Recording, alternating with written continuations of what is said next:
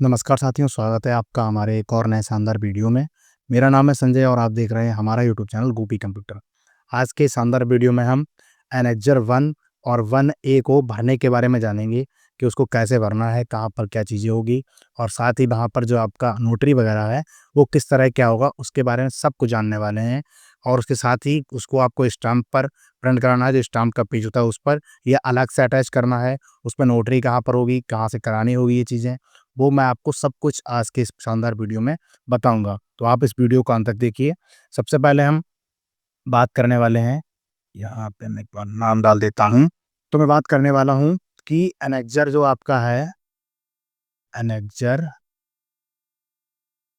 First and first A, ये जो है किन-किन लोगों को यूज़ करना है। कि अगर आपने फर्स्ट टाइम में, पहली बात तो मैंने इसका पूरा एक डेडिकेटेड वीडियो दिया हुआ है, एनेक्जर 1, 1A, 2, 2A, 3, 3A को किन-किन लोगों को यूज़ करना है, उसके लिए मैंने डेडिकेटेड वीडियो चैनल पर दिया हुआ है। आप चाहें तो मेरे चैनल पर जाकर के यहाँ पर ये वाला जो वीडियो है, इसको आप देख सकते हैं, उसमें आपको पूरी जानकारी मिल जाएगी। फिर भी मैं आपको यहाँ पर केवल एनेक्जर 1 और 1A के बारे में बता देता हूँ कि एनेक्जर 1 या 1A सभी लोगों को इस्तेमाल करना है और किन लोगों को इस्तेमाल नहीं करना है, वो भी मैं आपको बता देता हूँ। कि अगर आपने जो है अपने आधार कार्ड में फर्स्ट टाइम में बर्थ सर्टिफिकेट से आपने प्रिंट कराया था लगा करके, तब भी आपको इस्तेमाल करना है। आपने फेक बर्थ सर्टिफिकेट लगाया है, तब भी आपको यही इस्तेमाल करना है। इसके अलावा आपने कोई एमपी या एमएलए से लिखवा के बनवाया है, तब भी आपको ये लगाना है। कोई हॉस्पिटल का रिसिप्ट वगैरह हो गया, तब भी आपको यही लगाना है। उसके साथ ही यहाँ पर अगर आपने अपने गाँव के जो मुखिया वगैरह, जिन्हें हम प्रधान बोलते हैं, उनके उनसे अपना जो है प्रमाणित करा के लगाया था, तब भी आपको यही यूज़ करना है। साथ ही अगर आपने स्कूल से लिखवाया था, कोई कॉलेज वगैरह से लिखवाया था, कोई विधायक वगैरह इस तरह की चीज़ें होती हैं, वहाँ से लिखवाया है, तो क्यों ना, अगर आपने जैसे भी कराया हो अपने फर्स्ट टाइम में अपना आधार कार्ड ड्यू बिल अपडेट, आपको एनेक्जर 1 या 1A ही यूज़ करना है। आगे हम थोड़ा बात करेंगे कि 1 और 1A में क्या डिफ़रेंस है। पहले हम बात करेंगे 1 और 1A को आपको यूज़ करना है, ठीक है? और अगर आपको जो है यूज़ कब नहीं करना है, कि आप जो है अपने आधार कार्ड में कुछ और अपडेट कराने गए थे, बट ऑपरेटर की गलती से आपने जो है बोला कि मेरा फ़ोटो अपडेट कर दीजिए, बट ऑपरेटर ने गलती से जो है आपका डीओबी भी अपडेट कर दिया और वो अपडेट भी हो गया बाद में, मतलब विदाउट डॉक्यूमेंट के, तब आपको जो है एनेक्सर जो आपका सेकंड है या सेकंड ए है, उसको आपको यूज़ करना है। मतलब ये, जब आप जो है यहाँ पर ऑपरेटर की गलती की वजह से अगर आपका आधार कार्ड में ड्यू बिल में क्रॉस लग गया है, तब आपको सेकंड या सेकंड ए यूज़ करना है। अदरवाइज़ आपका कोई भी और कंडीशन है, तब आपको फर्स्ट या फर्स्ट ए ही यूज़ करना है। तो अब तक आप जान गए होंगे कि आपको फर्स्ट ए यूज़ करना है या फिर फर्स्ट यूज़ करना है या सेकंड ए यूज़ करना है। ठीक है? तो इसको हम पहले डिलीट कर देते हैं और फिर आपको अगले टॉपिक की तरफ बात करते हैं कि अब ये फर्स्ट ए, नहीं, फर्स्ट ए और फर्स्ट, थोड़ा उल्टा बोल दिया है, कोई नहीं, आप समझ लीजिए। फर्स्ट किन लोगों को इस्तेमाल करना है? जिन लोगों की एज 18 प्लस हो चुकी है, वो लोग यूज़ करेंगे और ये लोग वो यूज़ करेंगे जिनकी एज 5 से 18 वर्ष है। तो कुछ लोगों का मैंने देखा है सवाल, या फिर मैं खुद से बता देता हूँ कि कुछ लोग बोल रहे हैं कि मेरी उम्र जो है अभी 17 साल है और वो मैं 19 में जा रहा हूँ, या फिर 17 से मैं 18 प्लस में जा रहा हूँ। तब क्या करना है?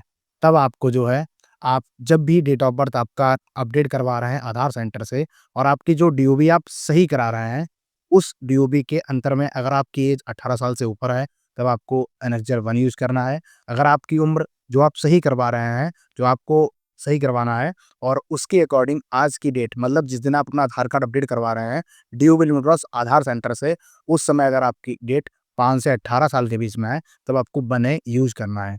कुल मिलाकर के मैं बोलूँ तो अगर आपका जो है यहाँ पर एज पा 17 साल से 19 साल के जा रहे हैं, तब आपको एनेक्सर 1 यूज़ करना है। अगर वहीं आपकी उम्र 19 साल से आप 17 में आ रहे हैं या 18 से थोड़ा-सा भी कम, 1-2 दिन कम, मतलब वो कम है, तो फिर आपका मतलब चाइल्ड में ही काउंट होगा। चाइल्ड का मतलब है कि 5 से 18 वाले में और 1A में काउंट होगा, तो आपको यहाँ पर 1A ही इस्तेमाल करना होगा। मैं आपको उसका एक बार इमेजेस दिखा देता हूँ, फिर मैं आपको बाद में बताऊँगा भी किस तरह भरना है आपको। तो एनेक्सर यहाँ पर आप देख पा रहे होंगे कि एक बार मैं थोड़ा-सा, ये रहा पेन टूल। ये रहा एनेक्सर 1 फॉर एडल्ट्स, मतलब 18 प्लस के लिए हो गया आपका। और उसके बाद आपका दूसरा जो एनेक्सर है, वो मैं आपको दिखा देता हूँ, ये रहा चिल्ड्रन के लिए। ठीक है? तो ये आपका कन्फ्यूज़न दूर हो गया है कि आपको फर्स्ट ए इस्तेमाल करना है या फर्स्ट, और इससे पहले मैंने आपको बताया कि फर्स्ट किसको इस्तेमाल करना है, सेकंड किसको इस्तेमाल करना है। थर्ड जो एनेक्जर है उसका कोई भी अभी काम नहीं है। उसका जो जानकारी है वो लास्ट में बिल्कुल जब आपका आधार कार्ड जिन लोगों का डीएक्टिवेट हो जाएगा, वो उनके लिए है। इसमें उसका कोई भी लेना-देना नहीं है। ठीक है? तो हमने बात 2 टॉपिक्स पर आपकी कर ली है और हम अगला टॉपिक है उस पर बात करेंगे, वो क्या है? अगला टॉपिक साथियों ये है कि यहाँ पर कुछ लोगों के पास ये सवाल होते हैं कि मेरे पास 2 बर्थ सर्टिफ़िकेट है, इसमें एक ओरिजिनल है और जो उनका एक पहले वाला था वो फ़ेक था। मतलब उन्होंने फ़ेक वाले बर्थ से अपना डीओबी अपडेट कराया था, 2 वाला एक-एक केस हो गया। दूसरा केस साथियों ये है कि उनके पास 2 बर्थ सर्टिफ़िकेट है और दोनों के दोनों ओरिजिनल हैं। ठीक है? तो आपका जिस बर्थ सर्टिफ़िकेट पर डीओबी आपका सही वाला डीओबी है, मतलब डेट ऑफ बर्थ आपका सही करेक्ट पड़ा हुआ है, तो आपको उस वाले बर्थ सर्टिफ़िकेट के माध्यम से अपना जो है एनेक्सर 1 या 1A जो भी आपका लगता है, उसके साथ आपको अपना आधार कार्ड अपडेट करवाना है। और कुछ लोग वो लोग होंगे जिनके पास 2 बर्थ सर्टिफ़िकेट हैं, एक उन्होंने कैंसल करा लिया है जो उनका पहले वाला था और एक उनके पास रखा हुआ है ओरिजिनल वाला, जो क्यूआर कोड होना चाहिए उसमें। विदाउट क्यूआर कोड वाला आपका बिल्कुल भी मान्य नहीं होगा। अधिकतर स्टेट्स में तो आपका क्यूआर कोड वाला ही मान्य होगा। 1-2 स्टेट्स ऐसे हैं इंडिया में जहाँ पर अभी क्यूआर कोड वाला नहीं चला है। लेकिन मेरे ख़्याल से सभी जगह चल चुका है, जैसे यूपी, बिहार, दिल्ली एक्सेट्रा वगैरह में हर जगह चल चुका है। तब भी आपको यही वाला यूज़ करना है, एनेक्सर 1 के साथ आपको अपना आधार कार्ड अपडेट करवाना है। तीनों कंडीशन मैंने आपको बता दी हैं कि आपने फेक वाला फर्स्ट टाइम में यूज़ किया, उसके बाद आपके ओरिजिनल है, आपके पास दोनों ओरिजिनल हैं, तब भी आपको वही एनेक्सर 1 के साथ अपडेट कराना है। अगर आपने एक कैंसल करा लिया है और दूसरा ओरिजिनल है, फिर भी आपको वही ही यूज़ करना है। ठीक है? तो ये आपका कन्फ्यूज़न एक दूर हो गया। अगला मैं यहाँ पर बात करने वाला हूँ कि मैंने आपको बता दिया पहले ही कि माइनर टू मेजर और मेजर टू माइनर, जो मैंने आपको बताया कि वन फर्स्ट या फर्स्ट ए कौन-सा उपयोग करना है, ठीक है? उसके बाद मैं बात करने वाला हूँ कि अगर आपने अपने आधार कार्ड में जो है 1 मिनट मैंने लिखा हुआ है। हाँ, तो मैं बता रहा था कि यहाँ पर जो है आपने अगर एरर हुआ है ऑपरेटर की वजह से, टाइपोग्राफिक मिस्टेक मतलब टाइपिंग की वजह से आपका आधार कार्ड गलत हो गया था, उसी स्थिति में आपको एनेक्सर सेकंड यूज़ करना है, अदरवाइज़ आपको बिल्कुल भी नहीं करना है, ठीक है? और थर्ड के बारे में तो कोई मतलब ही नहीं है और जो अभी नया एसओपी आया है, ये सब उसी के अकॉर्डिंग चल रहा है, पहले के रूल्स और कुछ थे। अगर आप लोगों ने मेरे पुराने वीडियोज़ देखे हैं अभी जल्दी वाले, जो कि 24 तारीख के बाद आए हैं, तो बहुत अच्छी बात है और ये जो नया रूल आया है, वो 24/12/2025 को आया हुआ था, यूआईडीआई की तरफ से। उसका पूरा जो एसओपी है, उसका मैं पीडीएफ बताऊँगा आपको, कहाँ पर मिल जाएगा। ठीक है? तो ये आपके कन्फ्यूज़न इतने दूर हो गए। अभी मैं आपको बताऊँगा भी किस तरह भरना होता है। सबसे पहले आपको मैं बता दूँ कि जब भी आपको अपना एनेक्सर 1 या 1A सेकंड या सेकंड ए को करना है, मतलब यूज़ करना है, तब आपको वहाँ पर मिनिमम ₹10 का स्टाम्प आपको लेना पड़ेगा। ठीक है? आपके स्टेट में जो भी मिनिमम अमाउंट का स्टाम्प चल रहा हो, जैसे यूपी में रहता हूँ मैं, मुझे पता है ₹10 का चलता है। आपके यहाँ पे मैंने सुना है कुछ लोगों का कि ₹50 का, ₹200 का चलता है। जो भी मिनिमम से मिनिमम छोटे अमाउंट का, मिनिमम ₹10 का होना चाहिए। आपके यहाँ पे जो भी अवेलेबल है वो कर लीजिए, जो भी मिनिमम मिलता है। ₹10 का स्टाम्प पर आपको अपना जो है, वहाँ पर अपना नाम वगैरह लिखवा कर के स्टाम्प आपको अपने तहसील के माध्यम से ले लेना है और उसके बाद आपको साथ में जो है, अगर जैसे कि मैंने माना कि ये जो है आपको दिखा रहा है एक पेज, अगर कोई जैसे कि ये पेज है। यहाँ पर आप देख पा रहे होंगे, मैं थोड़ा-सा एक बार इसको ज़ूम कर देता हूँ। जैसे कि यहाँ पर अगर आपका स्टाम्प ए4 साइज़ का पूरा पेपर है, आप देख पा रहे हो। यहाँ पर अगर आपका थोड़ा-सा भी जगह में स्टाम्प आ रहा है, आपका जगह पूरा बचा हुआ है, तो आप इसी पे अपना एनेक्सर फर्स्ट या फर्स्ट ए, सेकंड ए आपको स्टाम्प यहाँ पर प्रिंट कर लेना है। लेकिन मैंने अपने यूपी में देखा है कि यहाँ तक हाफ़ तो आपका भर ही जाता है। चाहे आप ई स्टाम्प लें या वो जो ऑफलाइन वाला स्टाम्प होता है वो लें, तो आपका यहाँ तक तो भर जाता है और यहाँ तो भर जाता है और उस स्थिति में जो है आप यहाँ पर इतने जो है बची हुई है, उसमें आप नहीं प्रिंट करा पाएँगे अपना एनेक्सर फर्स्ट या फर्स्ट है, क्योंकि वो खुद एक-एक पेज का पूरा है। तो आपको करना ये है कि इस वाले पहले पेज पर आपको किधर मुड़ गया ये? हुँ, तो मैं आपको दिखा नहीं सकता थोड़ा-सा, पर हम ये पहला पन्ना हो गया, देखो, पहला पन्ना आपका ये स्टम्प का हो गया, मैं यहाँ पर लिख देता हूँ, स्टम्प आप देख पा रहे होंगे कुछ अगर दिख रहा है तो और सेकंड पेज पर आपको यहाँ पर अपना एनेक्सर छाप लेना है। बस ये काम आपको करना है। एक बार मैं आपको इसका जो है लास्ट में प्रीव्यू दिखा दूँगा, किस तरह क्या होता है, ठीक है? तो आपको मैं पहले दिखा देता हूँ कि आपको किस तरह भरना है यहाँ पे। उसके बाद आगे की हम तैयारी करेंगे कि क्या-क्या करना है हम लोगों को।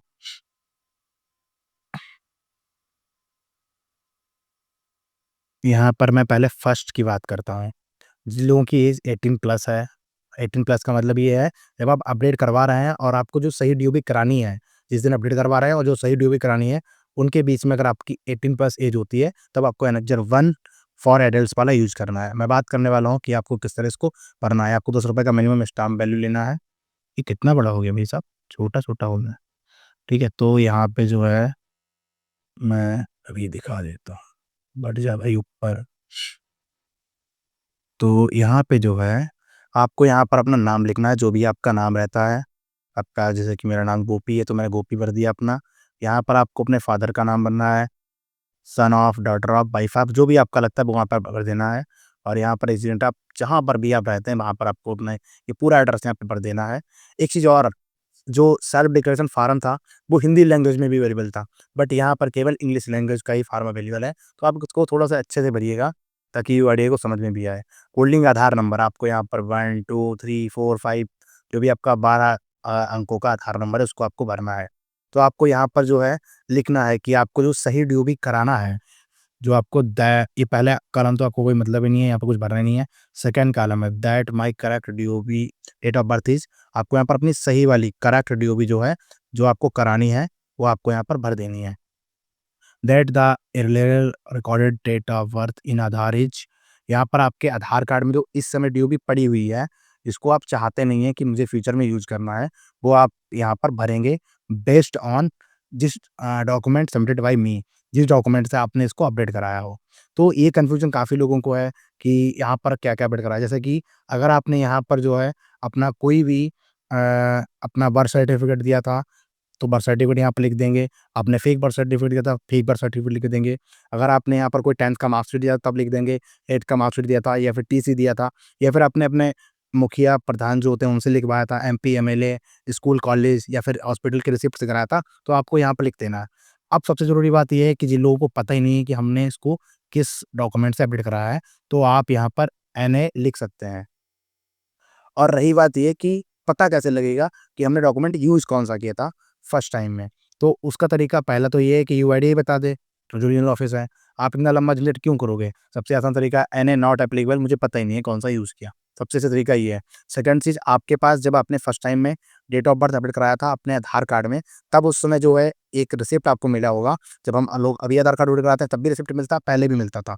तो आपको उस रिसिप्ट को यहाँ पर जो है देख लेना है, उसमें क्या डॉक्यूमेंट्स लगा था, उसमें लिखा रहता है। ठीक है? तो आपको यहाँ पर भर लेना है।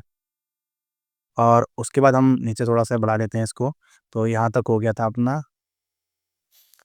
यहाँ तक आपको जो भी आपने डॉक्यूमेंट यूज़ किया वो हमको लगा देना दैट आई हैव न, आपने कितनी बार डीओबी अब तक अपने आधार कार्ड में अपडेट कराई? नई बार मतलब कभी नहीं, वन्स यानी एक बार, मोर देन वन्स। अगर आपने अपने आधार कार्ड में एक बार डीओबी अपडेट कराई है, तो आप यहाँ पर छोटा-सा ऐसा टिक लगा देंगे, एक टिक इस तरह का, और लिख देंगे यहाँ पर वन्स। अगर आपने एक से ज़्यादा बार अपडेट करा ली है, तो आप यहाँ पर लिख देंगे उस तरह का नेवर, मतलब कभी नहीं कराई है, फिर भी आपकी लिमिट जो है वहाँ पर पूरी हो चुकी है, तो आप यहाँ पर लिख देंगे।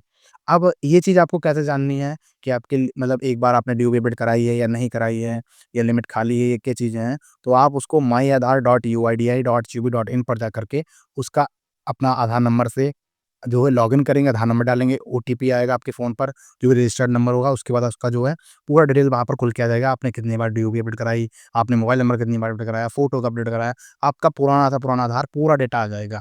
अगर आपको ये जानना है कि इस टॉपिक पर डेडिकेटेड वीडियो बनाएँ, तो आप कमेंट बॉक्स में बताइएगा, ठीक है? तो अब मैं बात करने वाला हूँ कि यहाँ पर जो अगला एक कॉलम और रह गया है, ये है छठा नंबर कॉलम। तो इसको मैं आपको बता देता हूँ। That I wish to get my date of birth updated in Aadhaar as, यहाँ पर जो है अरे कितना बड़ा, तो यहाँ पर जो है आपको सही डीओबी अपनी जो है वो भर देनी है। जो भी आपको सही डीओबी करानी है उसके साथ ही as proof of date of birth, और यहाँ पर आप जो डॉक्यूमेंट दे रहे हैं उसको यहाँ पर आपको भर देना है। आपको बर्थ सर्टिफिकेट दे रहे हैं या फिर कुछ और जो कुछ भी दे रहे हैं, मेरे ख्याल से मैक्सिमम लोग बर्थ सर्टिफिकेट ही दे रहे हैं, या फिर हो सकता है कि कुछ और भी दे रहे हों। और मेरे ख्याल से मैक्सिमम 99% तो लोग ब बर्थ सर्टिफिकेट ही देंगे।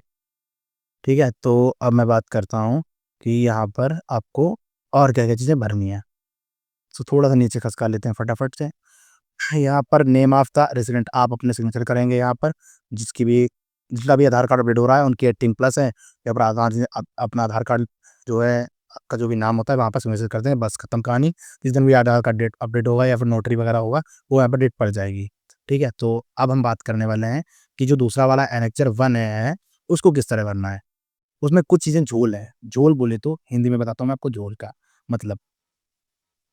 झोल ये है कि जब भी हमको आपके एज अगर आप एनेक्चर 1 के लिए एलिजिबल हैं, तब आपको जो है अपने नाम से ही स्टाम्प लेना है जिनका आधार कार्ड अपडेट होना है, ठीक है? और वहीं अगर आपका एनेक्चर 1 यूज़ हो रहा है, तो आपको यहाँ पर अपने नाम से स्टाम्प ले लेना है, अपने अपने नाम से, ठीक है? अगर आप एनेक्चर 1 यूज़ कर रहे हैं, तब उस स्थिति में एनेक्चर आपके सॉरी जो स्टाम्प रहेगा, वो आपके नाम का नहीं लिया जाएगा। वो आपके मदर, आपके हो गए फादर या फिर आपके जो भी आपसे बड़े 18 प्लस जिनकी एज होती है, उनके नाम से आपको लेना रहेगा और उसके बाद जो है आपका काम आगे बढ़ेगा। ठीक है? तो मैं आपको बता देता हूँ फटाफट से कि वो किस तरह क्या भरना होता है। आपको वहाँ पर लेना है अपने ये आ गया अनेक्ज़र फर्स्ट ए फॉर चिल्ड्रन के लिए। तो यहाँ पर जो है अब कुछ चीज़ें चेंज होगी कि मैंने आपको बताया स्टाम्प आपके जो है आपको अपने फादर, मदर या गार्जियन के नाम से लेना है। यहाँ पर आपको अपने जो है यहाँ पर फादर, मदर जो भी जिसके नाम से भी स्टाम्प होगा उनका यहाँ पर नाम लिखा जाएगा। मैं फटाफट से और बता देता हूँ। यहाँ पर उनका नाम लिखा जाएगा, वहाँ पर son of, daughter of, wife of जो भी लगता है यहाँ पर भरेंगे, उनका नाम भरेंगे, जिन्होंने अपने नाम से स्टाम्प लिया हुआ आपके फादर, मदर या गार्जियन ने। उसके बाद उनका आधार नंबर यहाँ पर भरा जाएगा। साथ ही यहाँ पर नेम ऑफ चाइल्ड मतलब जो बच्चा अपना आधार कार्ड अपडेट करा रहा है, उसका नाम यहाँ पर लिखा जाएगा और उसका आधार नंबर यहाँ पर लिखा जाएगा। That correct date of birth of my child ये सिस्टम वही है जो पहले वाला था। यहाँ पर आपको अपना करेक्ट वाली ड्यू भी भरनी है, जो आपको सही करानी है। ठीक है? और यहाँ पर जो है आपको अपनी कर्ज वाली ड्यू भी भरनी है, जो आपके आधार कार्ड में है। यहाँ पर आपने जो डॉक्यूमेंट यूज़ किया है, उसको आपको भर देना है। मैंने आपको पूरा प्रोसेस पहले इससे में बताया हुआ है, पहले वाले में, फर्स्ट एनेजर वाल भरने वाले में, तो आप उसको जान जाइए आराम से, कोई दिक्कत नहीं, कोई बड़ी चीज़ नहीं है ये। और उसके बाद जो है, अब हम अगले नंबर की बात करते हैं कि यहाँ पर ये तो हो गया, दैट आई हैव आपने एक बार चेंज कराई है, कभी नहीं कराई है, एक से ऊपर बार करा चुके हैं, तो आपको यहाँ पर थोड़ा-सा ऊपर टिक लगाना है और वहाँ पर लिख देना है नेवर या वन्स या फिर मोर देन वन्स। यहाँ पर that I have get financial जो कुछ भी लिखा है पढ़ लीजिए। यहाँ पर आपको जो है बेटा submitting birth certificate as proof. यहाँ पर आपको जो सही डीओबी करानी है, वो यहाँ पर आपको लिख देनी है और यहाँ पर लिखा है for which I am submitting his her birth certificate as date of birth proof. मतलब ये है कि जिन लोगों की 18 प्लस से एज ऊपर है, तो वो बर्थ सर्टिफिकेट के अलावा भी कोई डॉक्यूमेंट यूज़ कर सकते हैं। बट जिन लोगों की एज 18 से कम है, मतलब 5 से लेकर के 18 साल तक की उम्र है, उन लोगों को ऑलरेडी यूआईडीएआई ने बर्थ सर्टिफिकेट का ऑप्शन सेलेक्ट कर दे रखा है कि आपको यही ही लगाना है, इसके अलावा आप कुछ लगा ही नहीं सकते हो, ठीक है? तो ये हो गया आपका। और उसके बाद मैं कहानी से बढ़ता हूँ। अब यहाँ पर जो है आपको यहाँ पे सिग्नेचर करना है, वो आधार धारक नहीं करेगा। जिसके नाम से आपने स्टैम्प लिया है, उनके हिसाब उनका ही यहाँ पर सिग्नेचर होगा और आपको डेट डाल देनी है, ठीक है? तो ये आपका कंप्लीट गया फॉर्म भरने का। अभी हम एनेक्सर सेकंड ए के लिए भी वीडियो आगे लेकर के आएँगे। थर्ड ए के लिए भी आगे की वीडियोज़ लेकर के आएँगे, तो आप रुकिए। और हाँ, एक चीज़ और भी थी मैं आपको बताऊँ कि आपको जब सेकंड यूज़ करना रहेगा, तो उसमें किसी तरह का कोई भी स्टाम्प पेपर नहीं लगेगा, ठीक है?